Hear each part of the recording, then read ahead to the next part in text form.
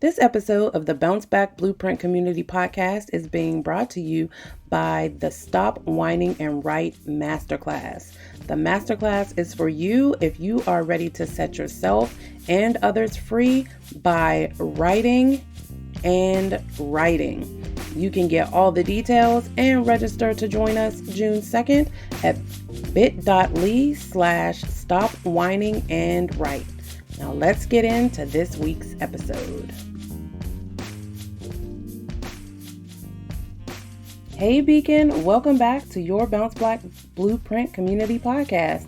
I am your Bounce Back guide, Tiffany Huff Struthers, and I'm super excited to have you join me for another episode here today. Before we dig in, I want to thank you all for your shares, your likes, your comments, and of course, your reviews. And I want to share a review that was left on the podcast this week. And this review comes from Herdine. And it says, "Get your bounce back. This is a powerful podcast. Tiffany gets you back together by doing a soul check that requires a seatbelt. The seatbelt is required because of all the whiplashes of tilting your head back and saying amen. Straight wisdom. Loving my weekly dose of spiritual bounce back." Thank you so much, Herdine, for sharing that review. And I would love to be able to thank you as well. So if you have not already, please do take a moment to leave a rating and a review. And every week I will be sharing the reviews with you. The title of today's episode is Put Your Head Down. And this is a specific command that I received from God toward the end of 2019. So let me give you some perspective. Probably midway through 2019, right around my new year, because my birthday is in June. So right around my birthday in 2019, I started feeling really discouraged. I was very distracted. I was doing a whole lot, and yet I constantly felt like I was in quicksand, like I couldn't get my footing, like no matter how hard I tried, I wasn't moving higher. And I recognized and I knew for sure that God did have and was preparing me for elevation, but no matter what I did, I was just not making the progress that I expected to, right? And so I was crying out. I was seeking God because I was growing weary in doing good. And I know that the word says, do not grow weary in doing good, right? And so I was seeking out, I was calling on God. I was trying to figure out what was going on, And what I know for sure is that on this bounce back journey, if you don't keep that direct connection with your source, you will find yourself growing weary. And so basically, one day in my quiet time, while I was crying out, whining and writing, God clearly said to me, "Tiffany, put your head down." And I was like, "What do you mean?" And he was like, "Put your head down. Focus on what is right in front of you and let me deal with everything else." And I have to be honest, this was very challenging for me. And in fact, I'm still being stretched because of what he told me at that time. So once I embraced it, and because I was so exhausted, I had grown so weary. When he released me to put my head down, I was like, okay, let me just drop some balls. And I did it very abruptly. I went silent on my social media pages for my business. I made an announcement to my email subscribers that I quit the weekly love letter, which was a weekly devotional slash letter that I sent out to my subscriber every week for 4 or 5 years. And I also eased into putting an end to Coffee and Clarity. And Coffee and Clarity was a monthly, at one point, twice monthly gathering for women that I did. And it was a fellowship, it was leadership development, it was a place where people connected and made new friends and really just grew and challenged each other on this journey. And initially, I um, moved it from monthly to quarterly. But by the time God gave me the word to put my head down, I decided that the final session of Coffee and Clarity would be in December of 2019. And so there were a lot of things that I had been doing for a very long time. And when I say a very long time, I mean in the grand scheme of how long I've been in business and really walking out my calling the way God had been um, instructing me to.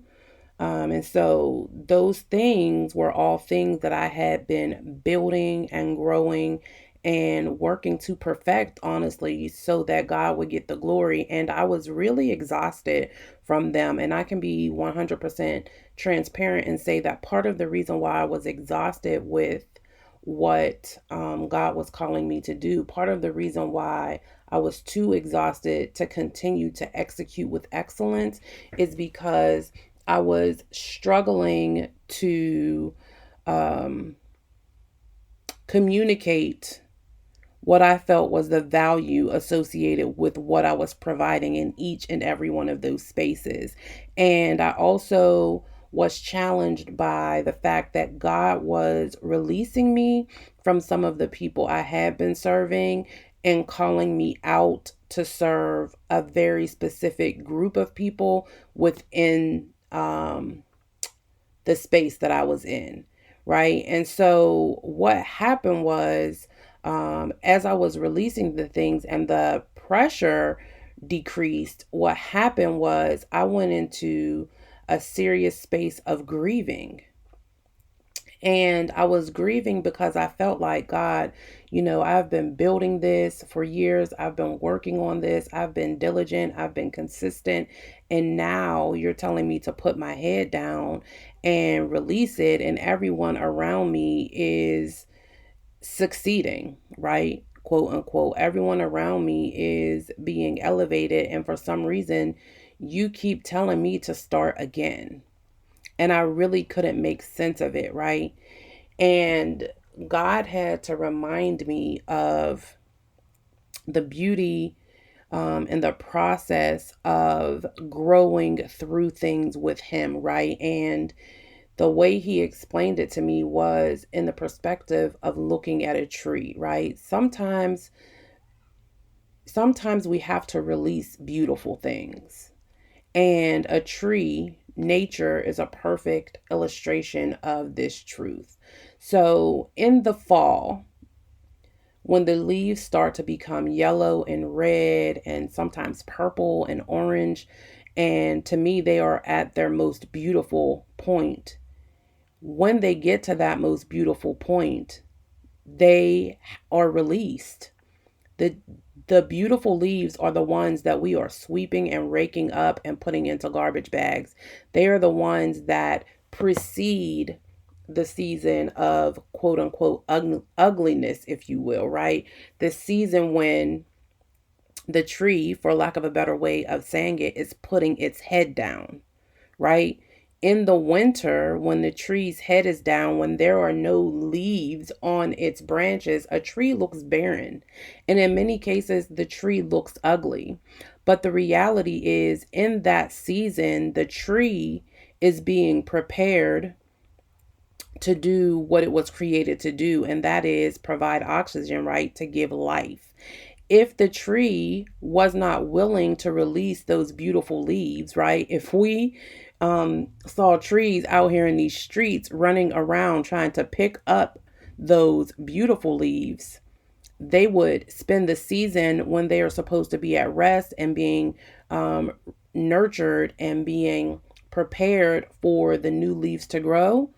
They would interrupt the cycle of life that is necessary for the trees to manifest what they were created to manifest. And I hope you are following along with me there. Meaning that I had to make peace with releasing beautiful things and embrace the season with my head down so that God could do the work in me necessary to prepare me to bring life and give life to what was to come. And I really want to encourage you with this because recently when I was thinking about this and reflecting about sharing this, I got in my feelings because, I'm in this space now where I'm starting again, right? Where a lot of what I'm doing is much more refined, praise God, and clear to me. But also at the same time, I've been considering how much I had to release and the fact that I felt like I was starting over. But I had to be reminded that a 100-year-old tree, when it releases those beautiful wing leaves, is not starting over.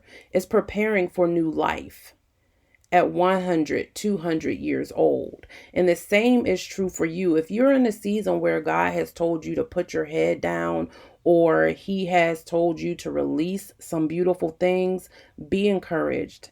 And I really want to share three of the things that he reminded me of in this season of putting my head down. And I think it will encourage you as well. And the first is everything has an expiration date, right? We are born on a certain date, we expire on a certain date. Food expires, you know, credit cards expire, coupons expire, everything has an expiration date. And the word says it as there is a season for everything, right? But the challenge is being able to accept that the expiration date happens maybe before you're ready to release it. You know how it is when you go into a store and you have a coupon and you are about to get so much for so little, and then you get to the register and they say, "Oh, this coupon is expired."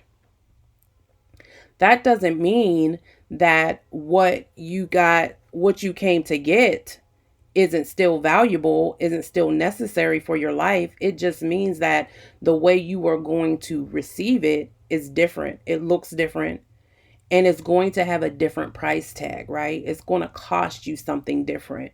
And so accepting that accepting that everything has an expiration date is going to cost you something, but it's also going to grow you.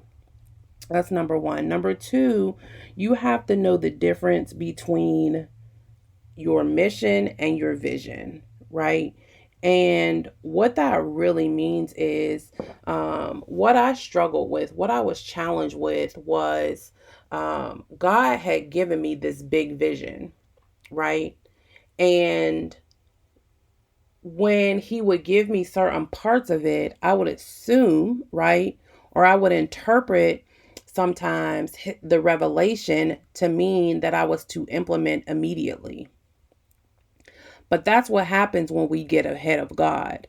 Sometimes God gives you the more of the vision than you can manifest in the right now. But what you have to do is do the mission work. And the mission is the work that you are doing now to get to the vision, right? And we have to be able to discern the difference between what is the mission right now in this moment and what is the vision for the future, right? How does the mission, the work that we're doing now, connect to where we're going? And I'll be honest, God doesn't have to give us the entirety of the vision. He can consistently give us mission after mission after mission to build up to where he will have us go or what he will have us do. And in certain seasons, he does do that. So when he gives you the bigger vision, First, you need to know that with revelation comes responsibility, right? You have to care for that vision properly. You have to nurture it properly. And in order to do that, you have to maintain that connection with God so that you can get and maintain the discernment on how to steward that vision. And what that looks like is the work that you are doing now, the mission work, right? And because I got a greater understanding of some of the bigness of the mission. In the meantime, I tried to begin to implement everything, and some of it wasn't time. And because it wasn't time, I was distracted by things that were taking away from the mission that I was supposed to be focused on in that season. And so God had to remind me to put my head down. He had to remind me that this was a season to release certain things so that I could be prepared to manifest what was next for the vision in His due season. And that leads to number three, and that is that dates on a calendar do not determine seasons and shifts in our lives. God does, right? So even on the calendar, it says the first day of winter, it says the first day of spring, the first day of summer, but you might have some blooming happening in a season that is spring for you, right? God may be doing a new thing for you in a season that doesn't line up for spring on the regular calendar. And so you can't get caught up in what the world will have you think is happening in a certain season and call into question what God is telling you the season you are in, right? You have to qualify everything you see by what you believe. You cannot qualify what you believe by what you see. Embrace that God is the one who determines the season that you're in and the shifts that are necessary for you to stay in alignment with your assignment in those seasons. And this could even be applicable to the way you share your story, how you tell your story, and when, right? When we share parts of our stories don't end because we are still living, right? So there are certain things that are for certain seasons and other things that God will have you reserve for other seasons, but you have to stay connected with Him in order to know what is necessary when. So, what I had to learn or what I had to do to be obedient in this season, with my head down, was be courageous, right? Be courageous enough to trust God and know that what He was calling me to and what He was calling me away from in this season was exactly what He knew was necessary. And I can be honest, and I want to be honest, and I want to remind you that the work that I was doing was not the only beautiful thing that I had to release or make some shifts with, right? There are some relationships, even now, that I'm coming out of this season with my head down. He is still revealing to me some beautiful things that I have to release. And it's challenging because, again, they are not bad things, they are good things. But for where He is preparing me to go, good things are not enough. Everything needs to be a God thing. And if He can't trust me on the lower levels to execute with excellence, then I can't expect Him to elevate me any higher. And the same is true for you. And so if you're in this season, if you're in a space where you have your head down, where God is challenging and calling you to release some beautiful things, if God is challenging and calling you and teaching you to embrace grief so that you don't stunt your own growth, there are three things I want to challenge you and give you some foresight about, that you must be courageous about, or you must be courageous enough to do. And the first thing is you have to be courageous, enough to stop doing certain things, right? And that's part of the releasing of those beautiful things. There are some things, even though great, even though other people enjoy them. In fact, people are still saying, like, when's the next Coffee and Clarity? I miss Coffee and Clarity. And there was nothing wrong with Coffee and Clarity per se, but God decided that the season was up. Does that mean it's over forever? I'm not sure, but in this season, he has told me that Coffee and Clarity is to stop. And so I had to have the courage to do that, to stop doing that, and not take on the burden of other people's thoughts or opinions about that, not be distracted or discouraged by other people's thoughts or opinions of that, because delayed obedience and slow obedience are still disobedience. And in this season, with my head down, I want to be wholly obedient to what God has for me and for what he has called me to do. So you have to be willing to stop doing something with courage when God calls you to. The second thing is you have to be courageous enough to start doing something. And again, I can be honest, after I shut everything down and was in this season with my head down and really focusing on being famous at home first, really focusing on hearing from God and realigning with him. And because this is not the first time I've had to make a shift or a pivot with the work that I'm doing, I was a little bit leery about starting something else. I was a little bit distracted by, again, what other people might say or think. She's starting over again. She's doing something new again. But I made the conscious choice to be obedient and let God handle the rest. And so the relaunching of my podcast, this podcast, the Bounce Back Blueprint, was part of what I was hesitant to do. I had a podcast in the past. I was not consistent with it, though I had great content because it came straight from God.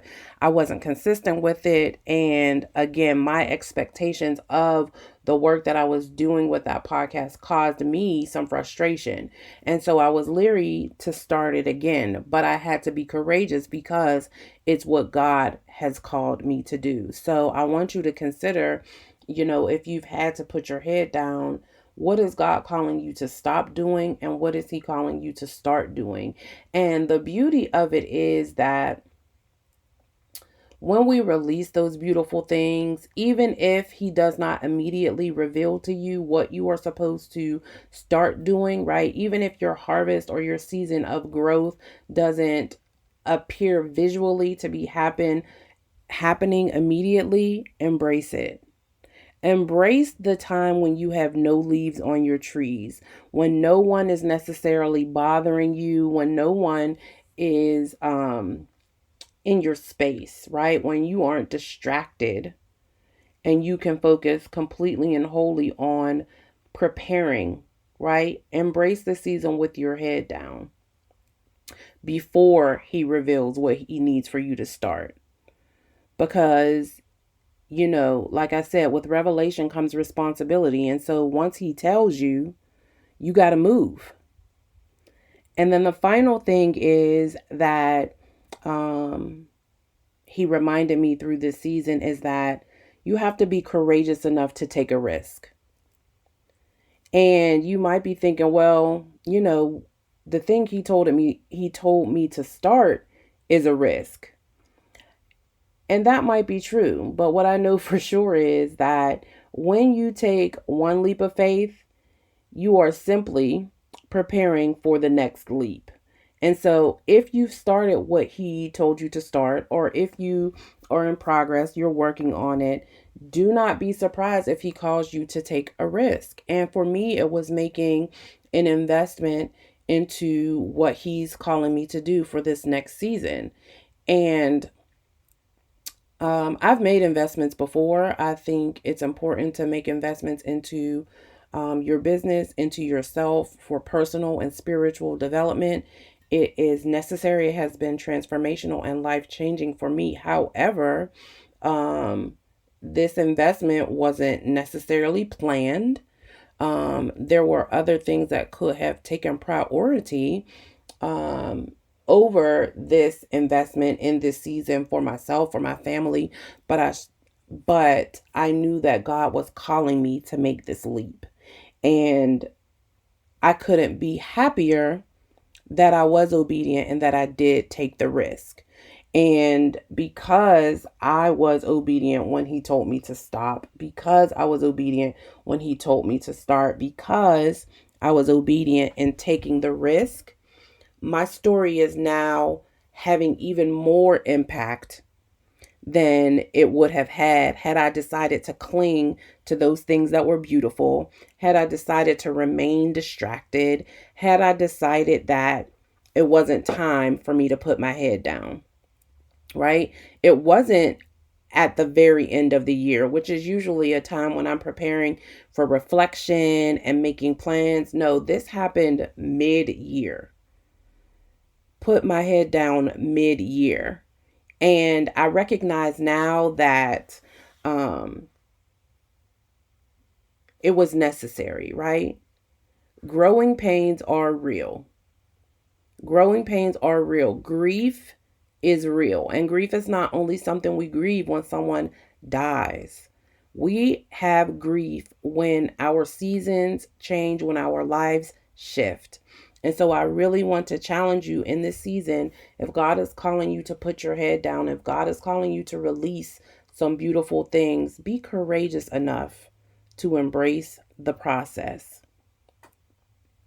Be courageous enough to embrace the process. Don't whine through the process. Write through the process.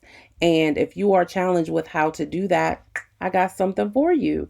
On June 2nd, we are going to be hosting the Stop Whining and Write Masterclass. And it is exactly what you need if you are in a space where you are whining through what God is calling you to instead of growing through what God is calling you to. And writing is the perfect way to press through and right your wrongs. Writing is writing. So if that's for you, then you can click the link in the show notes, bit.ly/stop whining and write, and join us for this masterclass. It is free and your future self will thank you for doing it. Before I let you go, of course, you know what I'm going to say. Make sure you are subscribed. Make sure you are sharing this episode. Make sure, if you haven't already, but you've been blessed by this episode, that you leave a rating and review. Because when you do, you create opportunities for other beacons of light and hope just like you to find this podcast and be blessed. Remember, sis, God is not going to play you. But if you are clinging to beautiful things because you don't understand and trust God's perfect plan, you are playing yourself.